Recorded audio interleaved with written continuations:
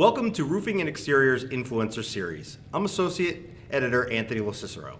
Throughout the series, we will bring you video interviews filmed during the International Roofing Expo from thought leaders. On this episode, I'm speaking with Brad Humphrey, VP of Human Resource Operations at PaveCon. Brad, thank you for joining us. Absolutely, thank you. Right now, worker shortages are a real pain point for business owners. It's what huge. creative ways could they come up with to kind of get around this? Well, number one, the old standard way isn't cutting it. There was a day at time, Anthony, years ago, not too long ago actually, when a lot of contractors would put up a sign in their front yard saying, hey, we're hiring. Those days aren't working anymore. There's not 10 people waiting to get in. So I think you're going to have to get more involved with certainly the social media stuff, whether it's LinkedIn, ZipRecruiter. We have found that some of those are better for more professional level jobs than maybe our field guys are.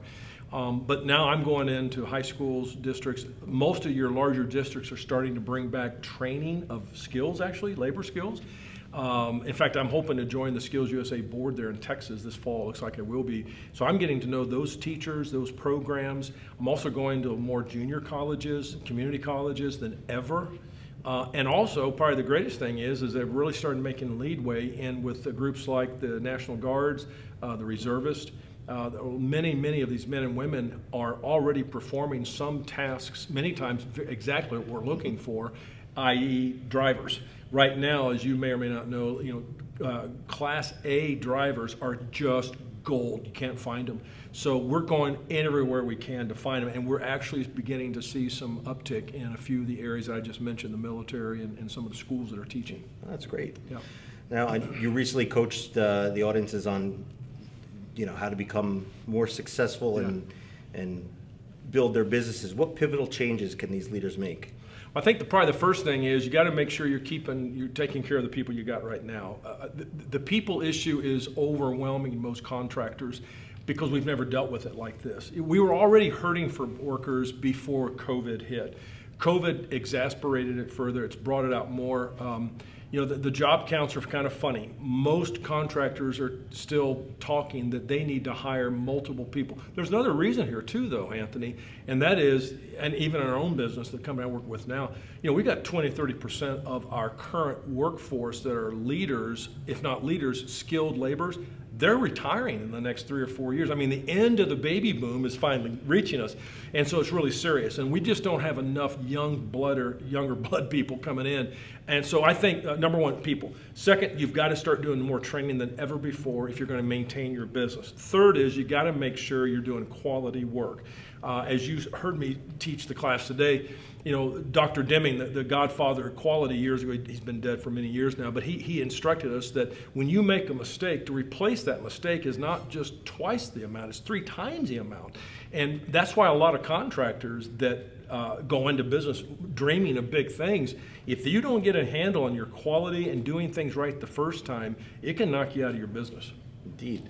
So what common hurdles do construction owners need to overcome in coaching, as you had your sessions on, in coaching these employees to a better performance? That's a great question. I think you have to use all the mediums. If you have live training, typically, and this is true for a lot of industries, but especially for construction, on the job, OTJ was always the number one way of training. We still do a lot of that.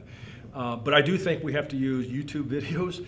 I know in my business, in our company, we are actually videotaping more and more of the technical things. I'm doing leadership development training as well by video, but we're actually videotaping our crews at work so we can use that as training messages for new workers.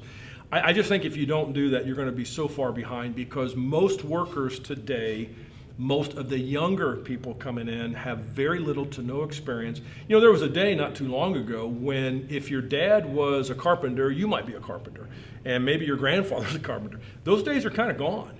And we have such a plethora of students in high schools in more inner city areas.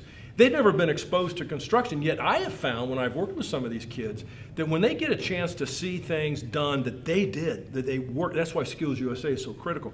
When they see a result of plumbing a line or running an electrical line or HVAC, learn how to work on an air conditioner, it is huge for their confidence.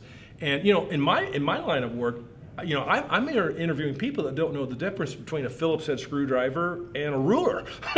You know, so if a school at any level can teach just that, if I have young people that at least know the difference between concrete's gray, asphalt's black, that's a step in the right direction for me. But that's what I think owners are going to have to do. They're going to have to take more assertive effort on the training and the development themselves. There's just not enough resources out there. So they'll be finding new avenues then to reach these employees as well too? Yeah, I mean, we're looking at doing job fairs on our own, certainly attending job fairs. We attended a job fair, believe it or not, in Mississippi for our division out there, and we wound up hiring 2 or 3 people from the Guard. Well, they're already doing they're practicing some of these skills. They were a construction battalion, so they have a lot of the skills that we're looking for. But yeah, I think we're going to have to get more creative and also use the people that are retiring. If you have a retired, this is a great piece of advice for a contractor. If you have an individual who wants to retire, well, you know, go let them retire for 6 months, and when the honeydews are done, I tease them about that. But hey, you know what? You may want to bring that worker back for 15, 20, 30 hours a week, keep them underneath any IRS problems, that kind of thing. But they may become great shadows and teachers and coaches because especially if they're good communicators and they were a good employee, knew what they were doing. I think there's a great source of coaching that we could draw from the retirees after they're gone.